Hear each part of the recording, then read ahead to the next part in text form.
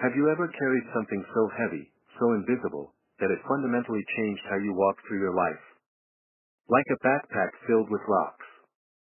You didn't even put the stones in there, they just accumulated until they weighed more than you do. I mean, I'm talking about resentment. I'm talking about unforgiveness. That bitter little pocket of anger you keep tucked away over something that happened years ago.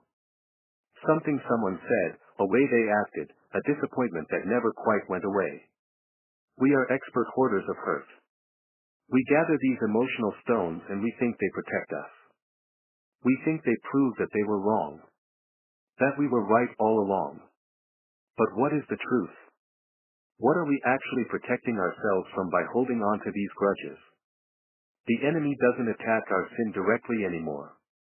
He operates much smarter. His agenda is division, and his primary tactic is making us keep score. He wants you to live in a place of constant emotional debt. You feel like someone owes you an apology, they owe you validation, they owe you the chance to finally be right. And that feeling, that weight, it keeps your spirit from flowing. It keeps you disconnected from peace. The word today is simple, but it requires profound courage, radical release. We have been taught that forgiveness is a transaction. It feels like something we must earn from the other person before we can give it. Like they owe us an apology note first, and then we get to drop our grudge. But that narrative is flawed. Forgiveness is not about their actions, it is solely about your freedom. It is about deciding that your peace is more valuable than being right. Your relationship with God, and your relationship with the person who hurt you, both demand this radical act of surrender. You cannot afford to carry this emotional luggage anymore. Because every time you open it up in your head, you are reliving the trauma. You are reopening the wound that was supposed to close years ago. And what does bitterness do? It calcifies your heart. It hardens your edges and makes life feel impossible. We tend to believe that we need perfect circumstances for reconciliation. We wait until they apologize perfectly, or until they suddenly start noticing us again. But God calls us into the messiness. He calls us into the moment where the other person is too busy, too self-absorbed, or too stubborn to even acknowledge our pain. And what do?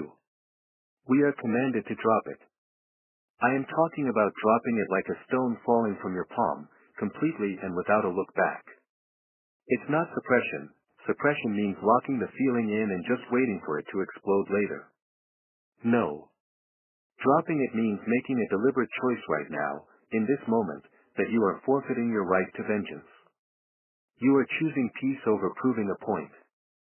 This is perhaps the hardest thing we will ever be asked to do with our hearts.